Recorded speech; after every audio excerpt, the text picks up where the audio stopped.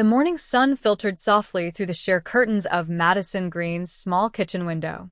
She stirred her coffee absent-mindedly, her mind wrapped in a haze of thoughts she couldn't quite untangle.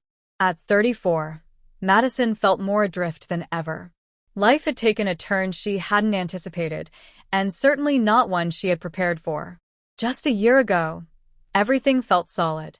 She had a steady job at the design firm, a quiet townhouse in a peaceful suburb outside of Chicago, and a husband, Brent, who she thought would always be her partner.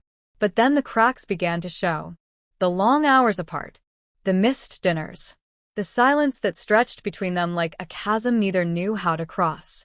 And finally, the heartbreak of infidelity. Brent had fallen for someone else. Someone younger. Someone new. It shattered Madison. She didn't rage. She didn't scream. She simply packed her bags and left, retreating into a modest apartment near the lake with only her golden retriever, Samson, for company. Her days were now filled with deadlines and emails, while her nights were empty echoes of the life she used to know. But this morning, something was different. As she scrolled absent-mindedly through her phone, a notification popped up. It wasn't from any app she recognized. It wasn't even from a contact she knew. "This message will find you at the right time," it read. That was it. No sender. No subject. Just that line. Madison blinked at the screen. Was it spam? A glitch? Still, something made her pause. Her thumb hovered, then tapped. The message opened into a simple note. "You are not lost. You are simply being rerouted. Everything that was taken from you is making space for something greater. Breathe. Trust. This moment is temporary, but the change it brings will last forever." She stared at it, goosebumps running across her arms. There was no signature, no explanation. But the words struck her deep, not just as comforting, but as eerily accurate. She didn't tell anyone about the message. Not her best friend, Laura, who had been her rock through the divorce. Not her coworker Daniel, who had recently become her confidant over shared lunches. Madison kept it tucked away in the corner of her heart, reading it over every morning for the next week. Something about it grounded her, gave her peace, made her believe, just barely, that something good was coming. Then, 3 weeks later, a second message appeared. "You're not behind. You're exactly where you need to be. Let go of the timeline you thought your life would follow." Again, no sender, no source.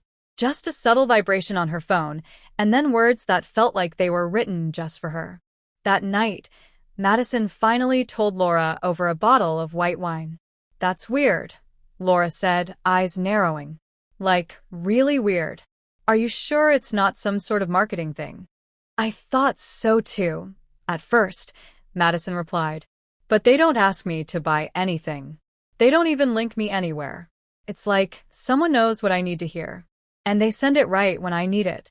Laura leaned back on the couch, sipping her wine thoughtfully. "Maybe it's your guardian angel. Or maybe it's a glitch in the matrix." They both laughed, but Madison still felt something stirring inside her. Like the messages were more than just random. Like they were nudging her towards something, or someone, she hadn't yet met. One rainy Sunday in October, Madison decided to do something out of character. She signed up for a local poetry reading at the independent bookstore downtown. She wasn't much of a poet, and she rarely shared anything she wrote. But that morning another message had come through. "Your voice matters. Speak. What you think is small may be everything to someone else." So, she printed out a short piece she had scribbled in her journal the night Brent left. It was raw and vulnerable, and her hands shook as she read it on stage. But the applause was real. So were the tears in the eyes of the woman in the second row. After the reading, a man approached her at the snack table. He was tall, with dark curls and a warm smile that didn't feel forced. "I liked your poem," he said. "Especially the part about the space between pain and peace. It hit home." "Thanks," Madison replied, tucking a strand of hair behind her ear. "It's the first time I've ever read in public." "Well, you should keep doing it. I'm Jake, by the way." They exchanged numbers that night. Madison didn't expect anything. She had grown careful with her heart. But over the weeks, Jake became more than a friend. He was gentle, curious, funny in a quiet, self-deprecating way. He didn't try to fix her. He just showed up consistently. One night, over coffee and conversation on her balcony, Jake admitted something that made her pause. "I've been getting weird messages on my phone," he said. Madison sat up straight. "What kind of messages?" "They're anonymous. Encouraging. Almost like someone knows what I'm going through. Tells me what I need to hear. They always end up helping me make a decision or feel less alone." Her eyes widened. "You're serious?" "Yeah. Why?" Madison reached for her phone and showed him the latest message. "The people meant for you will find you, even if it seems impossible." Jake stared at it, speechless. Then he pulled out his own phone. He had received the same one, word for word, just 3 hours earlier. From that moment, Madison knew. Whatever was happening to them, this strange, beautiful string of coincidences, it wasn't random. She and Jake began documenting the messages, noting the time, day, and even the emotions they felt when they arrived. Slowly, a pattern emerged. Every time one of them stood at a crossroads, the messages would come. Before big presentations, family drama, moments of self-doubt, the words would find them, just in time. It became their secret, their miracle, their compass. By spring, Madison had started her own small creative studio, finally breaking away from the corporate design firm. Jake published his first book of short stories, inspired by the poems Madison had shared with him.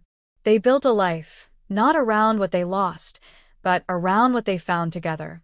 And then, on the anniversary of their first poetry night, Madison received one last message. "You were never broken. You were becoming." Tears filled her eyes. She looked over at Jake, asleep beside her, and smiled. Somehow, she understood now. The messages weren't about magic. They were about meaning. They came not to rescue her, but to remind her of the strength she had all along. That even in silence, something was listening, guiding, whispering that healing was possible, that love was still out there, and that her story wasn't over.